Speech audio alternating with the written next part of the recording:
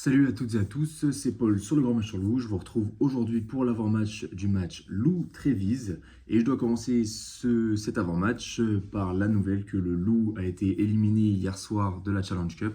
Voilà, tout reposait sur les deux matchs des quatre autres équipes auxquelles on était opposés dans la poule. Donc hier soir, on a eu un match entre les Dragons et Newcastle. Les Dragons se sont imposés face aux Anglais.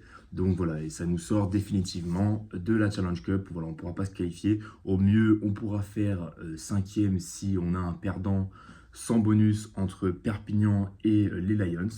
Mais voilà, donc la Challenge Cup est finie pour nous. C'est assez décevant, même si on savait qu'on ne la jouerait pas cette année. C'est assez décevant quand on sait que le club s'est toujours qualifié ces dernières années. Et quand on sait aussi que on a été en finale l'année dernière et qu'on a été champion de Challenge Cup en 2022.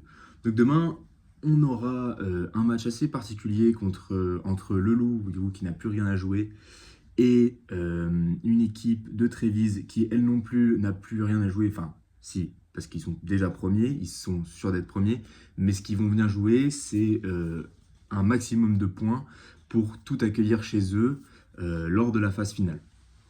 Donc voilà, on a quand même une équipe qui a quelque chose à jouer, mais au niveau comptable, le classement sera globalement le même à l'issue du match. Donc pas vraiment d'enjeu au niveau comptable et au niveau compétition pour le Loup, si ce n'est de sauver l'honneur dans une compétition où voilà, on n'a pas assuré, on n'a pas fait le job. Après voilà, on a aligné des équipes un peu bis, très remaniées. Donc ce sera un match particulier demain, et ce sera une question de caractère pour le Loup. Du côté de Trévise, on va rapidement regarder leur classement. Donc je rappelle que Trévise joue dans l'United Rugby Championship. Donc qu'est-ce que c'est l'United Rugby Championship, autrement appelé l'URC? C'est un championnat qui rassemble des équipes sud-africaines, des équipes italiennes, des équipes irlandaises et galloises, ainsi que écossaises. Donc voilà, c'est des équipes qui n'ont pas les moyens d'avoir un gros championnat, enfin des nations qui n'ont pas le moyen d'avoir des gros championnats, et qui du coup se rassemblent pour jouer des matchs entre eux. Donc ils ont disputé 9 matchs en URC, ils en ont perdu 4, ils en ont gagné 5, non pardon, l'inverse, ils en ont perdu 5 et ils en ont gagné 4. Donc un bilan très moyen sur cette compétition, même si bon, ils se sont bien rattrapés en Challenge Cup, puisque là, on est à 3 matchs, 3 victoires, dont 2 avec bonus offensif. Donc Trévise était premier de la poule avec 14 points, et il ira donc jouer les premières places au sein de cette compétition.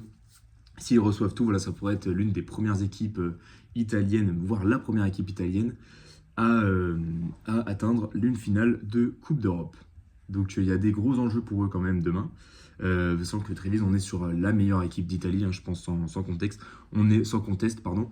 Et on n'est pas sur une des meilleures équipes d'Europe, faut pas abuser non plus. Mais on est quand même sur une équipe qui nourrit de réelles ambitions, puisqu'en Champions Cup l'année dernière, ils ont quand même battu La Rochelle, même si ils étaient chez eux. Mais on est quand même sur une équipe, voilà, comme je le disais, qui nourrit de grandes ambitions.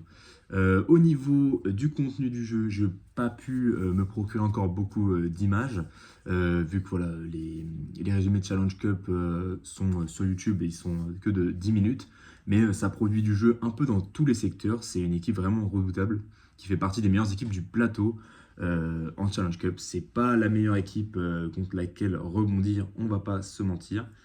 Mais voilà, il faudra être très méfiant. Au niveau de leur 11 de départ, on est sur quelque chose d'assez classique de ce qu'ils ont aligné d'habitude. Euh, J'aurais bien dit qu'on devrait surveiller. Attendez, je vais retrouver le nom. Thomas Gallo, voilà. Thomas Gallo, pilier gauche pardon, de la formation qui va peut-être venir à Lyon, de nationalité argentine, hein, qui va peut-être venir à Lyon l'année prochaine. Mais il ne joue pas, il n'est même pas dans le groupe. Donc c'est assez dommage, on va dire. Mais c'est pas grave parce qu'on a quand même un gros groupe au niveau de Trévise. Avec notamment Menoncello. Donc Menoncello, je ne sais pas si vous en avez entendu parler, mais c'est un trois quarts centre, donc numéro 13, qui a décidé de rejoindre le Stade Toulousain la saison prochaine. Voilà, donc le Stade Toulousain qui avait le choix entre Gaëton et Menoncello. Et au final, c'est Menoncello qui a décidé de venir. Enfin, surtout Gaëton qui a refusé d'aller au Stade Toulousain, qui s'est donc rabattu sur celui. Et donc, on est sur un des meilleurs centres du plateau européen. Donc, il faudra bien le surveiller demain. Voilà, sinon, j'ai pas pu me procurer d'autres choses, d'autres informations. Mais on est globalement sur une équipe qui joue très bien dans tous les secteurs. Donc, ça va être vraiment redoutable. Comme je le disais tout à l'heure, c'est pas la meilleure équipe contre qui avoir un rebond. Voilà, je crois que j'ai à peu près tout dit. Encore une fois, désolé de ne pas avoir plus d'informations sur le système de jeu, notamment. On aura des analyses qui seront un peu plus complètes quand ce sera en top 14, quand j'aurai accès aux images.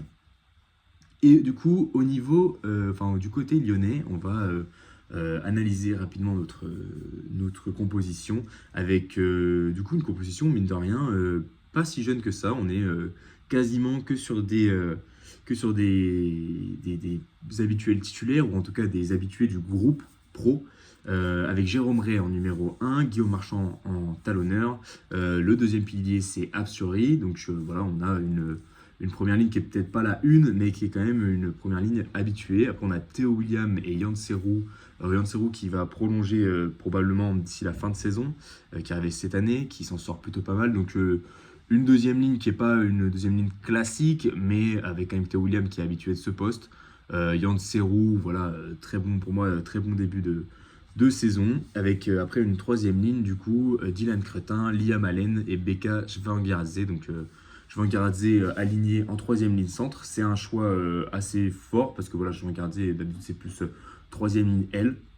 Mais on va voir ce qu'il va nous donner au niveau de ce poste avec Liam Allen, pareil, qui est vraiment très bon. Ensuite, on aura le retour du capitaine en Challenge Cup, en tout cas Baptiste Couillou, puis qui sera aligné avec Paddy Jackson. Donc Paddy Jackson qui va probablement rejoindre le staff en fin de saison, vu qu'il est sur une fin de carrière à 34 ans. Giuta Vanicolo aligné en titulaire en numéro 11. Au centre, Millet parisien du classique. Voilà, parisien qui reprend encore des minutes de jeu. C'est positif pour lui, il a marqué la semaine dernière. Mathiron aligné pour la deuxième fois de suite aussi. Ça fait la troisième fois de suite qu'il est dans le groupe, même s'il n'a pas joué contre Pau. Chapchet sera aligné en numéro 15. Donc voilà, une composition, encore une fois, un peu rajeunie, un petit peu modifiée comparée au 15, j'allais dire au 15 type. Mais on est quand même sur quelque chose d'assez lourd et de vraiment pas mal, sachant que le banc, comme je vais vous l'annoncer maintenant, est vraiment aussi lourdement chargé avec Kamisha, Hamza Kabesh, Gomessa, Michael Guillard, Okuya, voilà, pour ajouter un peu de jeunesse, Charlie Cassan pour remplacer Couillou, Martin Méliande et Massy aussi, qui a fait une très bonne entrée contre non, c'est pas les Dragons, contre les Lions.